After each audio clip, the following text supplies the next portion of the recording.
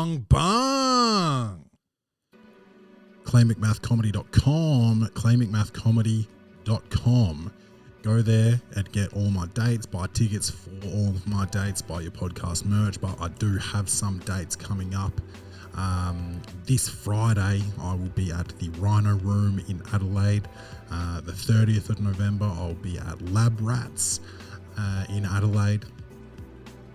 The 7th of December, I'll be at the Cooper's Ale House for the SA Comedy Roadshow featuring myself, Michael Bowley, Jay Michael, and Justin Saw.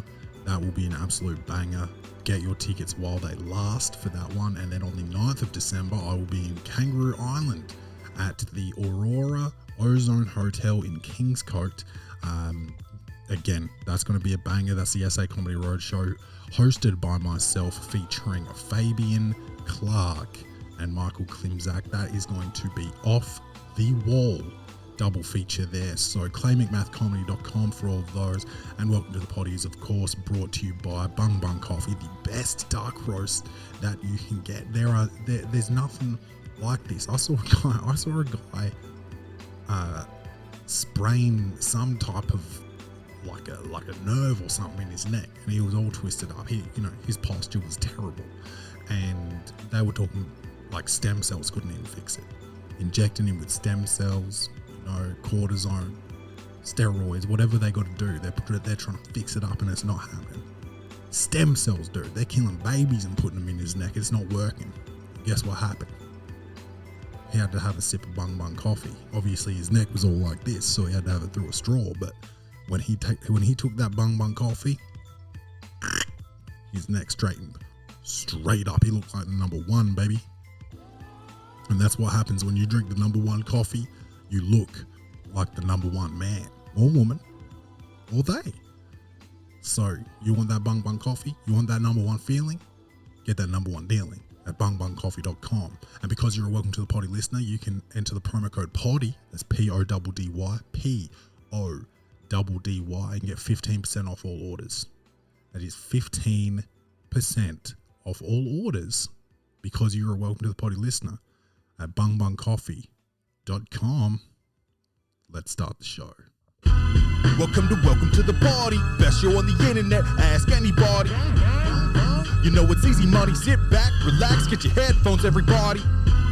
Welcome to the party. Blackout in the booth. Every episode's a party. We go hard like Ricky Bobby. Tell a friend to tell a friend. This is Welcome to the Party. Welcome to the party, bung bung. It's your man Claytron, aka the Big Boss Man, aka the Clumsy Jeweler, because I'm always dropping gems, aka the Milkman, because I always deliver, aka the PhD of podcasting, the Magnum PI of podcasting, the Captain, the Will Smith and Jada Pinkett-Smith of podcasting, because the last few weeks here at WTTP Studios has been a tumultuous few weeks. And I say that with a heavy heart because I'm here solo today. We got no board man, and board man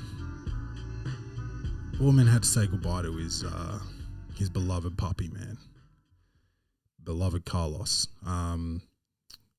Way ahead of schedule. Carlos was only like a year old, and something happened out of nowhere. And they tried to help. They tried to help as much as they could, and that ended up being the only option that the vet gave them. So, hope everyone can have some well wishes and good words and thoughts for the board man there, because that's really unfair. I don't want to talk about it too much, just in case he listens to it. I don't want to bring it back to him and all that, but he's still going through it a little bit. Doesn't feel funny, doesn't feel like joking around, so he doesn't want to be here at the moment. I had the Z. You guys know about it. Every year, me and the Z boys get together, and that's my gang. I'm a gang member. I got it tatted on my neck. And we did it. We had a boys trip. And it took me a week to recover. And you're like, whoa, Clay, that seems like a really, really long hangover. And I don't know what you're insinuating when you say that, but yeah, you're probably right. You're probably right. It was long. It was a long one, and it was long for a reason, but worth it. Worth every second of it, man. And I'll just tell you what happened, man. First off, I get on the plane. You know what? I'm jumping ahead of things here. We need to address Jada and Will. Well, mostly Jada.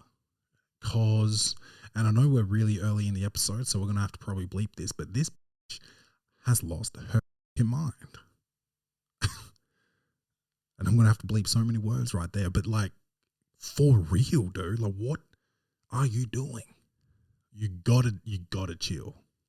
She's out there saying like, "Oh, we haven't been married for 7 years." You know, it's like, well, why is your name still Jada Pinkett-Smith? F-head. That's my first question. Me and Tupac were soulmates. Oh yeah. Oh yeah. How come you can talk so much about Tupac now that he's gone? I'll talk about him. I'll start talking about him. Just start saying like, yeah, me and Tupac, we were tight. We weren't actually like hard like that. No home loans, but we fronted like we were hard because we were gangster rappers, and that's what was selling the records at the time. So, we were both ballerinas and like real artsy boys at the time, and what happens in the locker room stays in the locker room. All home loans, even with the interest rates. Starting Juice, nailed it. And that was when that was his first time acting like a gangster. He never sort of got out of character after that. He was in Method. He was the Method Man, but he wasn't in Wu-Tang, if you feel me. He was just out there really methoding out, like fully pretending he was a gangster in real life, spitting on cops, toting techs, stomping out Orlando Anderson. And then bang, here comes Keith D and Jada Pinkett-Smith, or just Jada P back then she was. Keith D and Jada P roll up.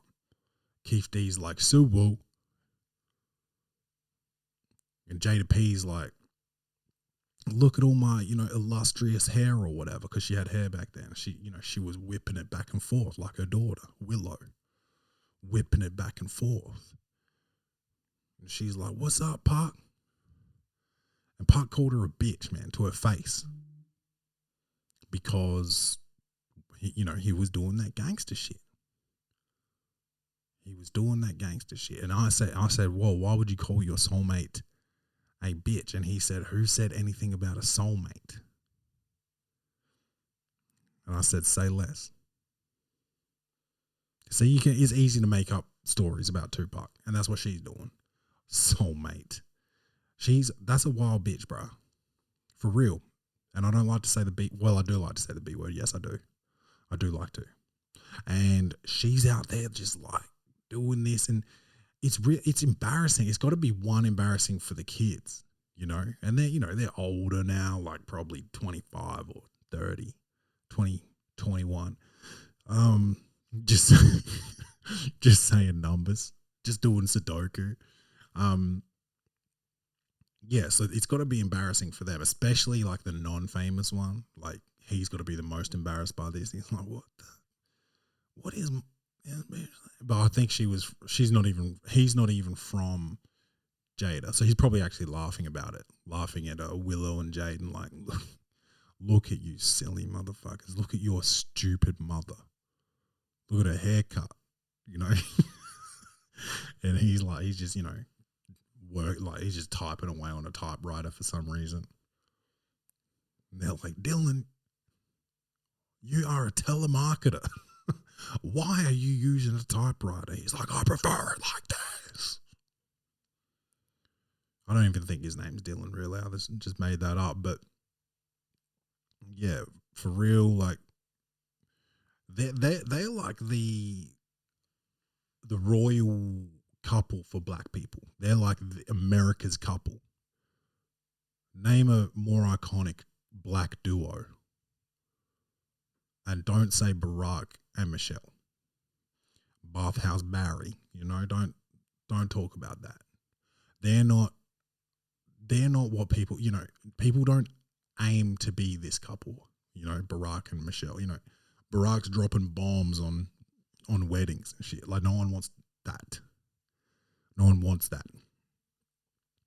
No one really wants, Will Smith to slap another black man either, let alone one of the greatest comics, Mr. Chris Rock. That was nuts.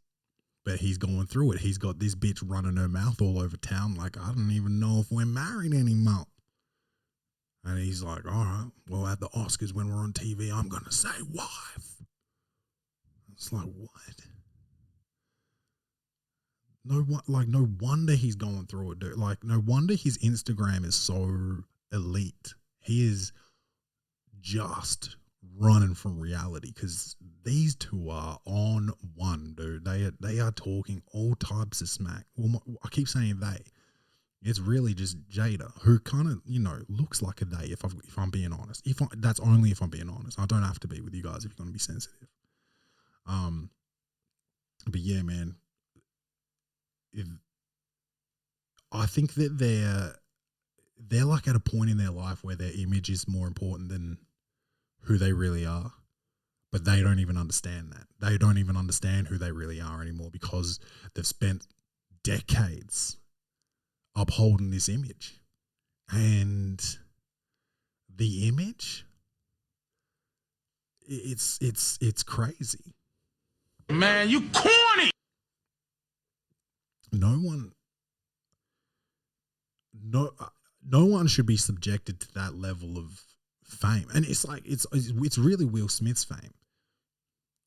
Jada's got Red Table Talk or whatever, and some of you listeners are like, what's that? And that, exactly. It's what she's most well known for. She was in The Nutty Professor. You guys might not remember that, but she was the babe that the Nutty Professor was dating. And that's it. That's most of the movies that she was in. The list goes on. I think there's 2 or 3 other movies that she was in, but really she's hanging on to the coattails of Men in Black 2, 3. I Am Legend, Bad Boys 2, 3, 4, I think. I'm sure he's been in other movies. The Fresh Prince of Bel-Air, and with Jazzy Jeff, DJ Jazzy Jeff. This man has seen up some skirts, bro. Focus. He's been in Focus. He's been in some movies, man. He's Mike Lowry.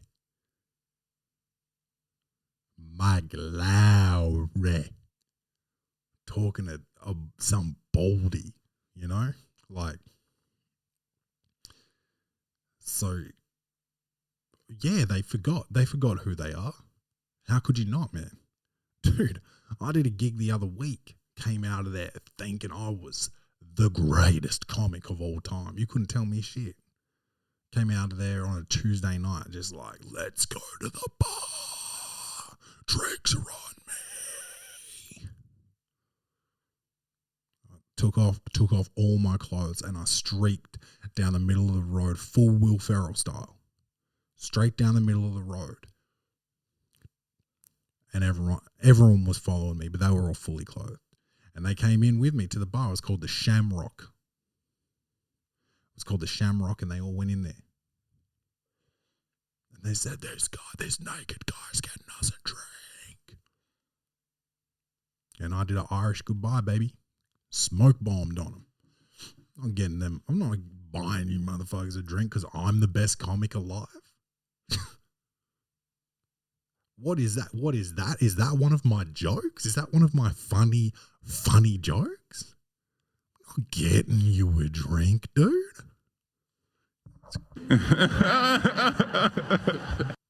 So, yeah, it's easy to forget where you are and who you came from, is what I'm saying. Or who you are and where you came from, vice versa. It's easy. And that's what's happened to Will and Jada. And Jada, she is the epitome, the epitome of an attention whore.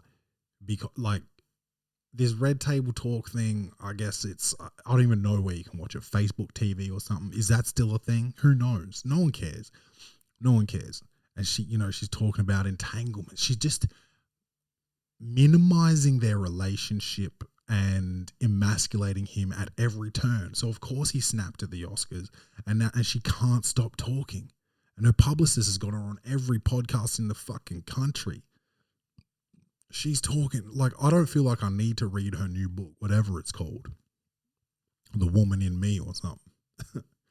Everyone goes out and buys The Woman in Me now, but expecting it to be Jada Pinkett-Smith, but it's just Britney Spears.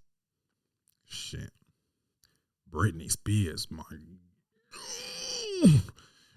Like, I know she was an entertainer. Was she known for her dancing? Because what I see on Instagram is wild, dude. That bitch is, no offense, yes offense, cooked. She is highly medicated. I don't know if it's, you know, prescription or some street shit, but she is, I want what she's having. Shout out to When Harry Met Sally. That is... Easy money. That is so lit. She's dancing with knives, clapping them shits. Ooh, ooh, I'm clapping the knife. It's like, shit. You cooking? She, like, and then she gets angry that someone called, like, for a welfare check on her. It's like, you know how sometimes you can just look directly into a bitch's eyes and be like, oh yeah, that's a psycho right there. Dude, I'm not even near her. I'm on the other side of the world looking into Instagram, and I'm like, oh yeah, something, she's about to do some damage. If she's not going to do it to herself or anyone else that's in the house, she's about to do it to, you know, a bench top or a refrigerator or something. Someone's going to have to call a plumber at the very least, if not a coroner. You understand? Sometimes fame, you know, fame's the game. Fame's the name of the game. And you'll never be the same. It's a lion that needs to be tamed. That was lame. What else, man? What was I talking about? Oh yeah, it's been tumultuous, bro. Coming out of the Z. Yeah, let me talk about the Z. So I get on this plane, dude. And, well, I didn't even get on it yet. I'm at the airport having a coffee. Bang. I don't think you're allowed to board a plane with like a hot drink. So I smashed this coffee, and it was an illusion. I was like, let me get another one. But I couldn't get another one because I had to board. Anyway, they do the announcement, the call. You know? Gate 21. And I don't know how many people can fit on a plane, man, but it's a lot because all the seats are touching. No one has leg room. Even midgets don't have leg room. And I know you're not supposed to say midgets, but please accept this apology, bro. So I'm like, I'm not going to wait in this line. You know, I've got myself an exit row, so I'm feeling kind of bougie. So I'm like, I'm going to go front of the line. And I walked up to the front of the line, cut the line, baby. This is how I'm starting my trip. This is the confidence I'm walking into this trip with. I skipped the whole line, baby. No one said shit. I looked like I knew what I was doing because it was like a 16-year-old going to buy a slab of beer. You go in there with your little shitty mustache, but you got that confidence, no one's going to card you, baby. You walk right up, put that shit on the counter, beep, $24.99. And that's how much a slab used to cost. Now they're like $78, $76, you know? And that was probably a cheap slab, what I just said, $78. Dude, you get those RTDs, you know, like a cruiser, Red Bear or something. I don't even know if Red Bears are still a thing, but like you get a cruiser, there's $100 a slab, I'm pretty sure. 90 at least. Anyway, we're not there yet. I cut the line, get on this plane. We take off, bro. And it was like, man, it felt good. It felt so good, bro, because I was fresh. No alcohol in me, just caffeine. Just skipped the line, sat down. And yeah, I had the aisle seat, so I sat down early and I had to get up twice for people. But like, hey, I'm in the exit row. When I get up, I don't hit my knees, you know? So I'll get up, I'll get down. Got to get up to get down. Can't stop. Don't. Right, so that flight, Adelaide to Melbourne, you're down before you're up, you know? That was light work. I get picked up by a friend. We go hang out like all day. I don't even really remember what we did. I think we got sushi for lunch and then we just went back. We're like watching NBA, and then it's dinner time. We cook up some dinner, and then we go to my gig, and gig goes well. Gig goes well at a good club, pretty big club over there in Melbourne, and dude, I'm such a industry virgin, dude. I'm in the green room with the other comics. Oh shit! Oh, hey, nice to meet you. I'm like, yeah, I'm Clay. Nice to meet you. And we're just talking, talking comedy, talking, industry. I'm trying to get in where I fit in. And I'm like, oh yeah, how long you been doing it? Guy's like, 20 years. I'm like, oh, whoops, okay. Anyway, follow him after the show. Oh, okay, 140,000 followers on Instagram. So I'm a fucking retard, bro. Straight up ciabatted. So that's embarrassing. Anyway, fuck it. I go up, kill it, obviously. Didn't go there to fuck spiders. You know what I'm saying? So we go back. I can't sleep. Too jacked up, adrenaline running through my body. That's how, it was that good. Felt like my first time. I remember, I'll never forget the first time I did comedy. It was like the 10th birthday of Rhino Room. So it was a packed house at an open mic. Or maybe, I think it was just the 10th birthday of One Night Stand, which was One Mic Stand, which is the name of the open mic. And so it was packed house. And I'm thinking, oh shit, this is the comedy scene in Adelaide. This is going to be dope. I go up, slay, baby. I still use the joke to this day. I've leveled the joke up a bit, but I still use that 5 minutes today. And yeah, I get up and just murder. And I couldn't sleep that night. And usually when I play basketball, I can't sleep because my knees hurt. But I couldn't sleep because I was so jacked up. And that's what happened on this Tuesday night. So I just watched Netflix pretty much all night that night. Next day, we're just running around. I don't really remember what we did that day. Oh, went for mad walks. Did a lot of walking. And then I went and saw Trevor Wallace live. And that, shout out to Rory Lowe. He got me a free ticket. He was he's a comic over here he's a Sydney comic, but he's from the UK, lives in Sydney, dope comic. He gave me a ticket, so I went and saw Trevor Wallace, which was pretty good, man. That was a fun show. It's so weird going to like a theater act solo, because none of my friends, because we had like a boys' weekend coming up, everyone wanted the equity with their girlfriends. So spend the night before with the girl, make sure she's happy, and I totally understand that. But my girl's in Adelaide, so I'm doing my thing. Before the Trevor Wallace show, me and my friend, we go to the pub. He had 1 beer, I had 2 beers. I get on the train, go to the city, and I call Rach. I FaceTime her so I can say goodnight to Kenny. First thing she says when she picks up the phone, she goes, "Are you drunk?"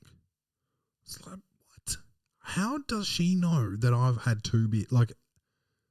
2 beers changes me enough to be questioned on my sobriety? Like that was a shock to me, man, because I thought, I like to think I'm a bit of a tank. Obviously not, man. Dude, I get back to the suburb my friend lives in, on the train with 2% left on my phone, which is enough for an Uber and for my phone to die inside the Uber. So I made it, get inside, and luckily the door wasn't locked, because if the door was locked, I couldn't have called anybody. And he was at his girlfriend's place, and his dad and sister were inside, and I would have had to wake somebody. So, that all worked out. The door was unlocked, so that was nice. The next day is the day that we start. Boom, get up, have a coffee. Boom, go to X Golf. We're playing golf indoors, drinking beers early. This is like 11:15. We've started. Then after that, what did we do? I think we just went to the Airbnb, hung out, had more coffee, I think, had some more beers, went out for dinner. You know it. Chin Chin. Shout out. Easy money. God, they're good, dude. I'm like, give me another plate. Another one. Fucking love Chin Chin, man. So we bounce out of Chin Chin, go to this pub down the street. I don't want to name like everyone and everything, because I can't just be giving everyone shout outs. But this dude that worked at Chin Chin rolls up behind us. He was our waiter, and he's like, "Oh yeah, I'm just on my break." And we're like, "Yeah, come get a drink with us." He does, and we're like, "Hey, we're doing this thing tonight when we get back to the crib." We stole this from the Essendon Football Club. And I don't know why I said Essendon, because I meant Richmond Football Club. And it's hardship, highlight, hero. And you just got to break down what, in the last 12 months, what your biggest hardship was, what your biggest highlight was, and who your biggest hero is. And it's just like a bit of honesty and positivity. The hardship is not always positive, but it's a supportive environment to talk about shit that maybe you haven't been talking about with your friends or whatever.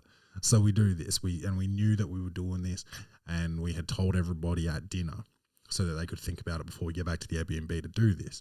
And we tell this dude, like, "Oh man, like, since you're having a drink with us, we're about to do this when we get back to the crib. How about you do it for us right now?" And he is the most depressing motherfucker on the planet, dude. I'm for real right now. This dude's been through it. I'm not going to start putting his business out there, but wow. Man, that was wild. And, you got to bring you got to be grounded at the same time. Like, we've just been having like a crazy feed where, we're having a lot of beers, a lot of wine. But you also got to be like grounded enough to like not stop this motherfucker or like try and make a joke because you feel uncomfortable, especially when you don't know him. That's just me anyway. So that was pretty wild. We get back to the Airbnb. We do the Triple H session, which was, it's so good, man, to have friends that you can open up, be vulnerable with, and feel comfortable doing it. And we also did like the guy to your right. So you do those three things, and then you say why you appreciate the guy on your right, which is, man, it feels good. It feels good to be able to show that love and to receive it, man. It feels good from your boys. Except sometimes I feel like such a piece of shit, dude. Like all the time I'm just like podcasting, like off mic. Like I just treat my life like a podcast, and anyone around me is my audience. And I'm just not even talking with them. I'm just talking to them. like this, like I am to you guys right now, and I'm just verbal diarrhea. I'm like, man, probably need to put a joke in here. Probably need to, tease someone here. And they're probably just like, dude. Hell no, to the no, no, no, hell to the no. Like I call them. I wonder if I even say like, how you doing? How are you? How you going? Not in like the are you okay day way, but like in just like a how are you way. Like, hey man, what's up? How you going? I just answer the phone. I'm like, hey bro, guess what happened? Oh. And they're like, Jesus Christ, why'd I call this gun? Such a piece of shit, bro. But, what can you do? Surprised I got any friends left, but I have some of the best friends in the world who I had the sickest weekend ever with, man. I'm not going to break down the whole weekend moment for moment like I did that first night, but I wanted to tell you guys about that Triple H, man, because it's just such a, again, I want to give credit to the Richmond Football Club for that, Trent Cotchin, and because like we didn't make it up, but it was so cool, man, to just give that love in a supportive environment and feel that and get vulnerable, man. It's important to do, and I think you guys should do it. I know most of you guys that listen to this are males, so if you don't have people that you feel comfortable doing that with, find them. Reach out to the Welcome to the Poddy podcast, send us an email, and just break down. I want to hear your Triple H's if you've got them. What was your highlight, hardship, and hero over the last 12 months? Tell me who, why, what.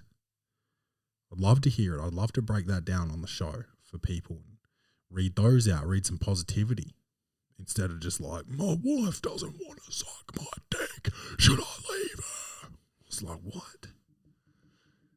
I don't know. Is she good at cooking? Because if she's bad at cooking and she won't suck your dick, then yeah, you gotta get out.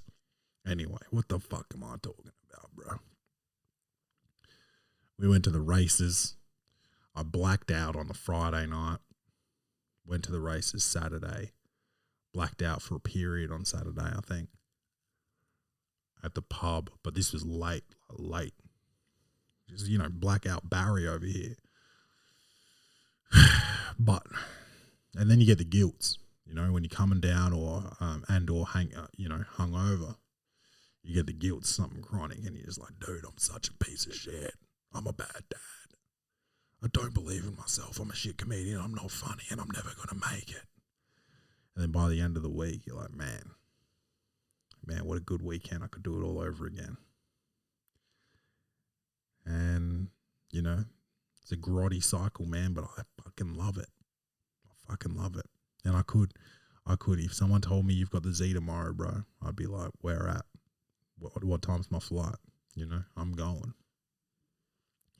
Fucking love those boys, man. And I'm going to make more of an effort to not be just like a podcaster 24/7. But when that sauce hits my lips, bro, I turn into a motor mouth. Not only the sauce most of the time too, sometimes. Which I got to stop that shit because I get so fucking depressed after it. Can't get out of it. I'm just doing shit, doing a good job, doing dishes, doing daddy stuff. I'm like, man, you suck. You're worst. Oh shit, my heart's beating really fast. Am I having a heart attack? Am I going to die? What's going to happen if I die? Is Rachel going to be okay? Is Kenny going to be okay? How's Kenny going to grow up without me? Like, just full spirals, bro. Like, that's not cool. That's not healthy, man. And then, like, you get to the end of the week, you get all that shit out your system, and it's like, man, it's not a good place to be. Like, that's not worth it. The hangover's worth it. The hangover's definitely worth it, but the other shit, man, it's not good. It's not good. Get out of it.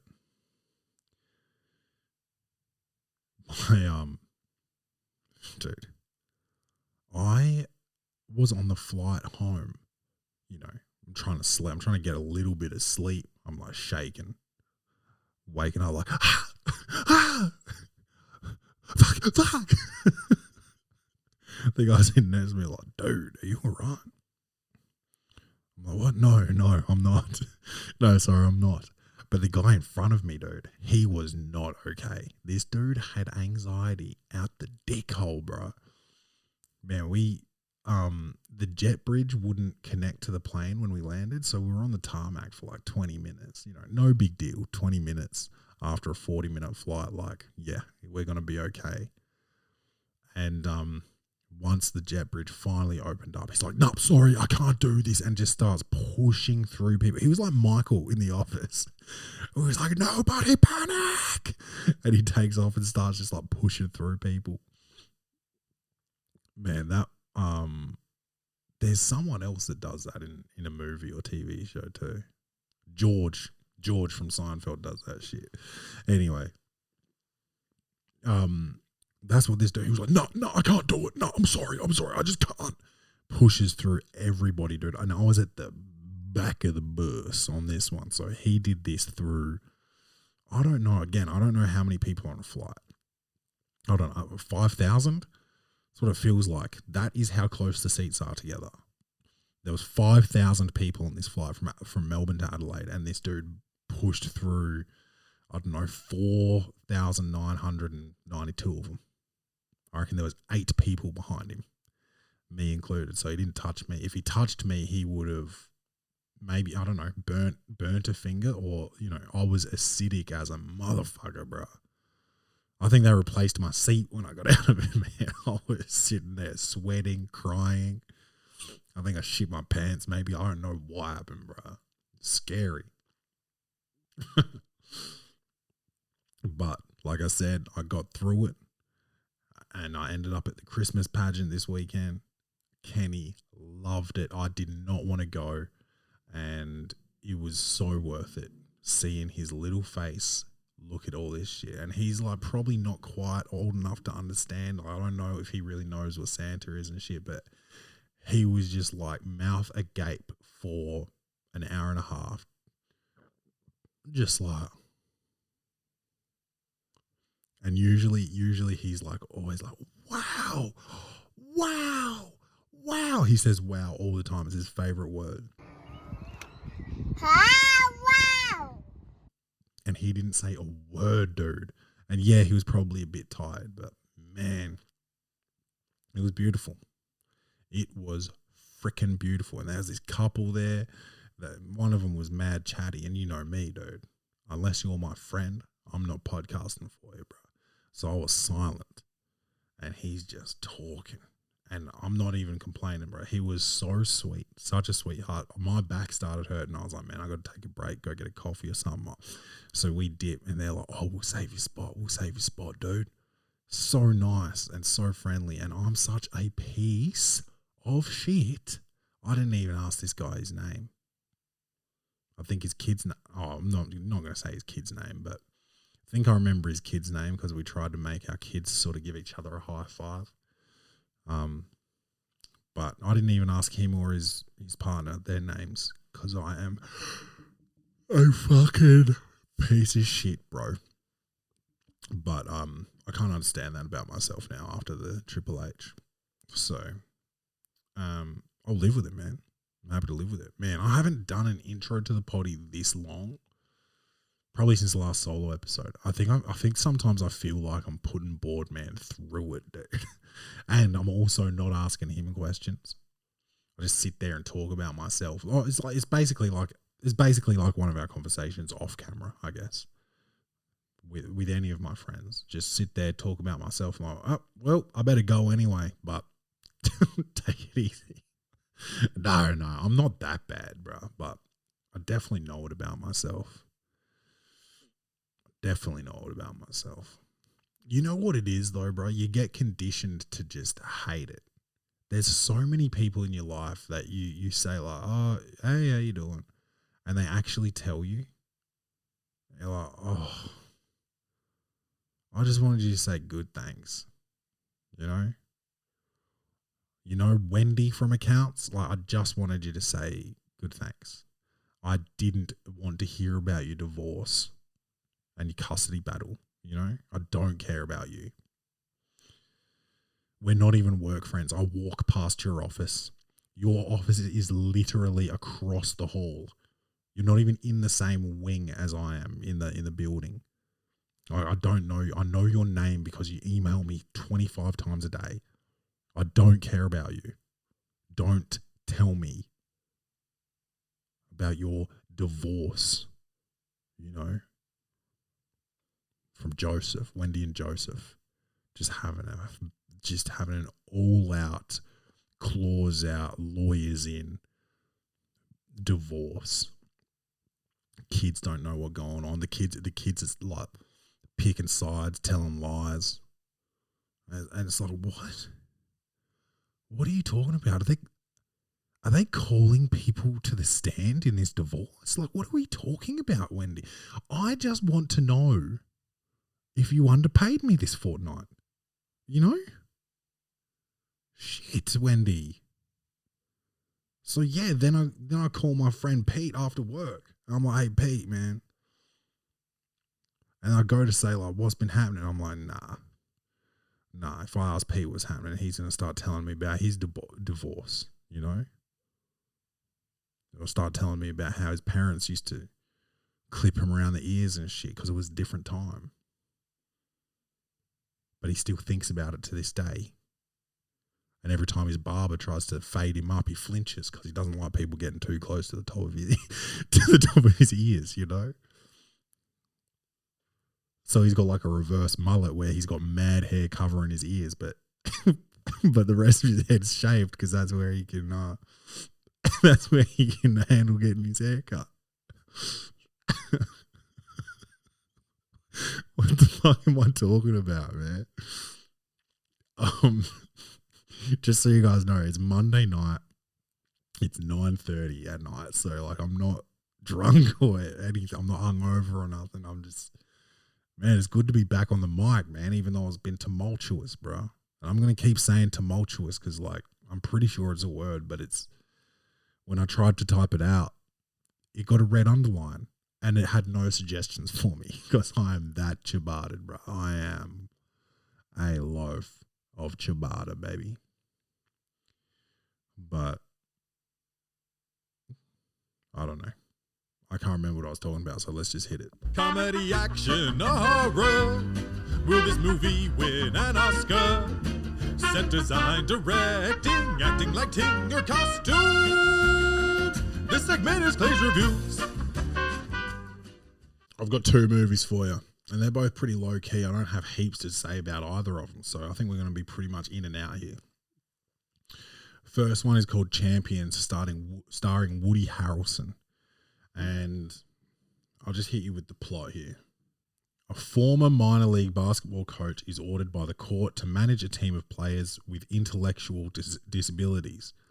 He soon realizes that despite his doubts, together, his team can go further than they ever imagined.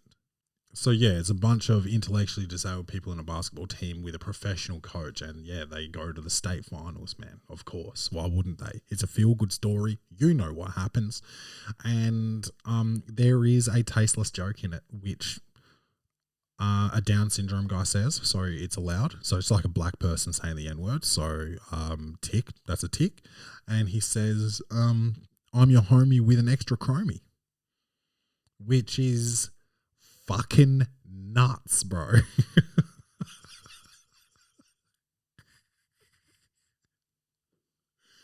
That is fucking awesome. That is so good. For a second, I flinched because we're getting conditioned, dude. We're getting conditioned by the left. They're all pussies. They're all woke. We're getting conditioned, bro, to just flinch at like wild shit like that. But the right person said it. Woody Harrelson didn't say that shit. Kaitlin Olson didn't say that shit. It was a guy who was the guy, you know? And he said it. And I, for a second, was like, oh, you can't say that. And then I was like, yes, that's not great. It's not great writing, but I don't believe I've ever heard it before. So lock it down. Lock it down. You know, there was nothing to this movie, man. There was a lot of setups where they waited till the like final moments for things to happen. Sometimes you've got to do your callbacks a bit sooner, and I found this out in my hour show. I set up this callback in the first 5 minutes, and in the last 5 minutes of an hour show, I went for the callback, and people sort of had forgotten what I was talking about. But it's a banger callback because if I do it in like a 10-minute set, yeah, people start taking their clothes off, jumping out of windows, stealing cars. It goes nuts. It's a good joke. Sometimes you just got to let it happen a little bit sooner, man. And this movie let shit really play out. It lost. I wouldn't say it lost its way. It had this weird.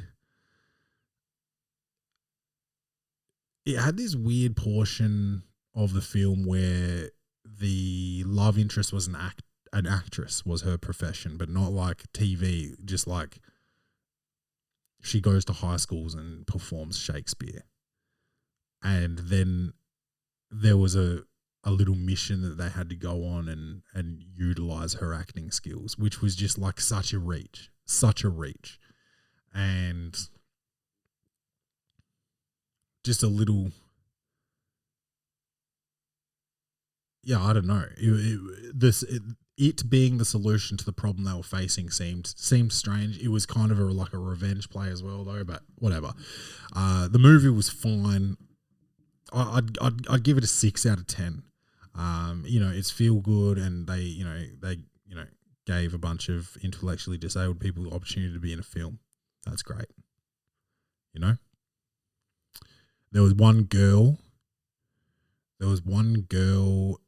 who had Down syndrome who was actually, I say actually as if, I think I'm minimizing what she did. She was phenomenal. She was very funny. And she had a star quality to her with her attitude, her sass or something. I don't know her name, but you'll know her. If you watch it, you'll know her when you see her. She was great. But I will say this.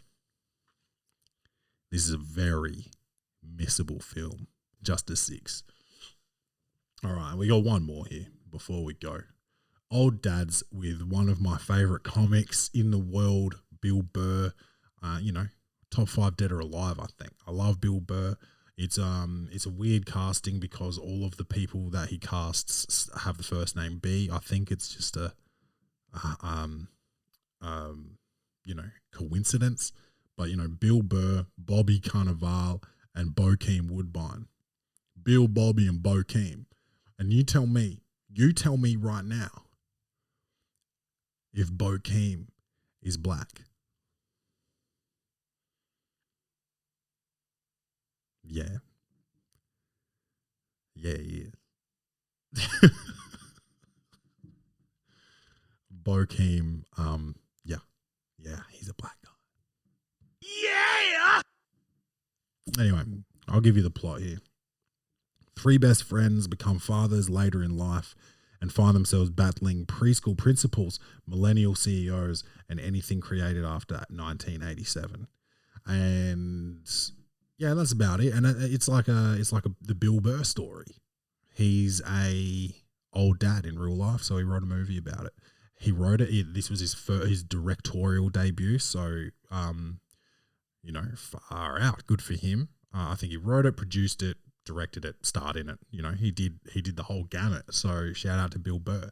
He's got a scene at the very start of the movie where he's playing catch with his son, and I don't remember what special it's from. It might be Why Do I Do This? He's got a bit where he's playing catch. He's like, it's an act out, and this is pretty much from that. Which, well, I don't know if it's from that or if he had that in mind when he wrote that scene, but that's what I thought of when I saw it. I think maybe anytime I ever see Bill Burr throw a ball, I'll think of that joke anyway. So I don't know. I think Bill Burr's got it in him to go a lot harder. What's the rate? It's rated R. It's rated R. So like the millennial stuff, he could have gone crazy. He could have gone in on him a bit more.